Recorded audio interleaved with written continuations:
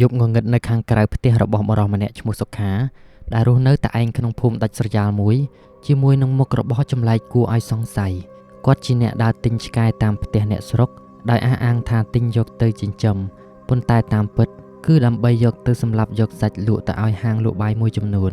ជីវិតប្រចាំថ្ងៃរបស់គាត់ចាប់ផ្ដើមនៅពេលព្រលប់ពេលដែលអ្នកភូមិទាំងមូលជិតជួលដេកហើយគាត់ចេញទៅដើរស្វែងរកឆ្កែតាមផ្ទះអ្នកស្រុកមុនដំបូងគាត់ចាប់ផ្ដើមដោយការដើរតាមផ្លូវតូចៗក្នុងភូមិស្វែងរកផ្ទះណាដែលមានឆ្កែហើយសង្កេតមើលទម្លាប់របស់ម្ចាស់ផ្ទះពេលណាដែលគាត់ឃើញផ្ទះណាមានឆ្កែល្អគាត់នឹងចូលទៅសួរទិញដោយលួងលោមម្ចាស់ផ្ទះថានឹងមើលថែបានល្អជាងនេះការងារនេះបានធ្វើឲ្យគាត់ក្លាយជាអ្នកមានប្រាក់ច្រើនដោយសារតែការលក់សាច់ឆ្កែទៅឲ្យហាងលក់សាច់ពិសេសមួយចំនួនដែលពេញនិយមយប់មួយខណៈពេលដែលគាត់កំពុងតែដើរស្វែងរកឆ្កែដូចសពដងគាត់បានឮសំឡេងចម្លែកមួយចេញពីព្រៃក្បែរផ្ទះរបស់គាត់សំឡេងនោះដូចជាសំឡេងយំរបស់ឆ្កែរាប់រយក្បាលដែលធ្វើឲ្យគាត់ញ័ររន្ធត់យ៉ាងខ្លាំងពេលនោះគាត់បានឃើញស្រមោលខ្មៅមួយដែលមានរាងដូចជាឆ្កែធំមួយក្បាលហែលអណ្ដែតមករកគាត់ស្រមោលនោះកាន់តែខិតជិតមកគាត់ហើយគាត់បានឃើញថាវា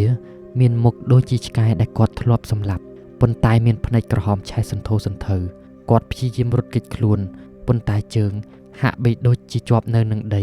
ហើយមិនអាចរត់គេចបានស្រមោលនោះបានប្រែក្លាយទៅជាឆ្កែរាប់រយដែលគាត់ធ្លាប់សម្លាប់ហើយពួកវាបានចាប់ផ្ដើមខាំគាត់ចាប់តាំងពីយប់នោះមកគាត់តែងតែឮសំឡេងឆ្កែយំនៅពេលយប់ហើយមើលឃើញស្រមោលឆ្កែនៅគ្រប់ទីកន្លែងគាត់លែងហ៊ានចេញទៅណាពេលយប់ហើយរស់នៅក្នុងភាពភ័យខ្លាចជានិច្ចមិនយូរប៉ុន្មានគាត់ចាប់ផ្ដើមមានជំងឺចម្លែកដោយមានអាការៈឈឺចាប់ដូចជាត្រូវឆ្កែខាំពេញខ្លួន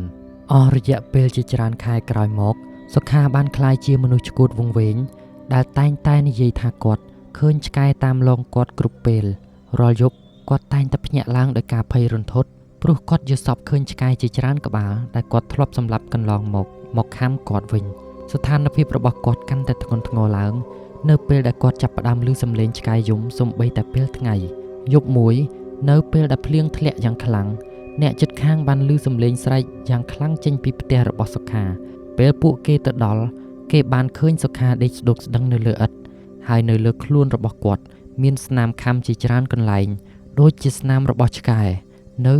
ជុំវិញខ្លួនរបស់គាត់មានស្នាមជើងឆ្កែជាច្រើនដែលនៅសល់ស្រស់ប៉ុន្តែគ្មាននរណាម្នាក់ឃើញឆ្កែនៅក្នុងផ្ទះរបស់គាត់ឡើយអ្នកភូមិបានរកឃើញបន្ទប់សម្ងាត់មួយនៅក្រោមផ្ទះរបស់សុខាដែលមានឆ្អឹងឆ្កែជាច្រើនកប់នៅក្នុងដីពួកគេក៏បានរកឃើញសម្ភារៈសម្រាប់សម្លាប់និងកិនសាច់ឆ្កែជាច្រើនដែលធ្វើឲ្យពួកគេដឹងថាសុខាគឺជាឃាតករឆ្កែដ៏សាហាវម្នាក់ចាប់តាំងពីព្រឹត្តិការណ៍នោះមកគ្មាននរណាហ៊ានចូលទៅជិតផ្ទះរបស់សុខាទៀតឡើយប្រិយមិត្តអ្នកស្ដាប់ជាទីមេត្រីមានរឿងខ្លីមួយទៀតដែលតាក់ទងទៅនឹងបាបកម្មនៃការធ្វើអាជីវកម្មលើជីវិតសត្វដូចគ្នាដែរ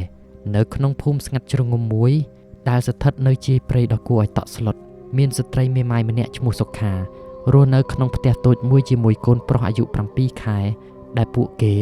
ភាគច្រើនចំណាយពេលតែ2នាក់ម្ដាយនិងកូននៅឯផ្ទះតូចគួរឲ្យរន្ធត់នេះជីវិតរបស់សុខាត្រូវផ្សារភ្ជាប់ទៅនឹងការខ្វាយសាច់ជ្រូកជាមុខរបរប្រចាំថ្ងៃព្រោះប្តីរបស់នាងបានស្លាប់បាត់បង់ជីវិតដោយជំងឺវង្វេងស្មារតីមួយដែលគ្មាននរណាម្នាក់អាចពន្យល់បានហើយនាងបានចាក់ចេញពីគ្រួសារដើម្បីមករស់នៅឯកោទោះបីជាគ្រួសាររបស់នាងបានហាមឃាត់យ៉ាងណាក៏ដោយ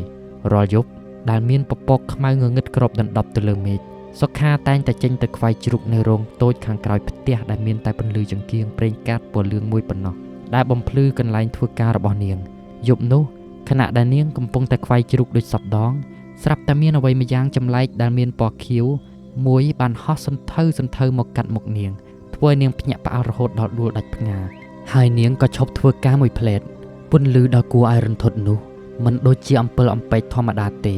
ព្រោះវាមានពន្លឺខៀវធំជាងធម្មតាច្រើនដងហើយវាហាក់ដូចជាកំពុងតែរកអ្វីមួយនៅជុំវិញខ្លួននោះដោយវាហោះវិលជុំវិញផ្ទះរបស់នាងដដែលសុខាចាប់ផ្ដើមមានអារម្មណ៍រន្ធត់តក់ស្លុតយ៉ាងខ្លាំង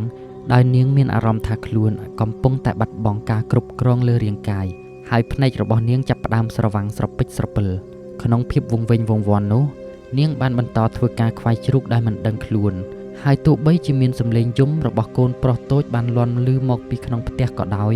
ក៏នាងហាក់ដូចជាមិនអាចឮសំឡេងអ្វីបានទាំងអស់ ប្រលឹងដែលហោះកាត់មុខនាងបានចូលទៅក្នុងខ្លួននាងដោយបញ្ជាឲ្យនាង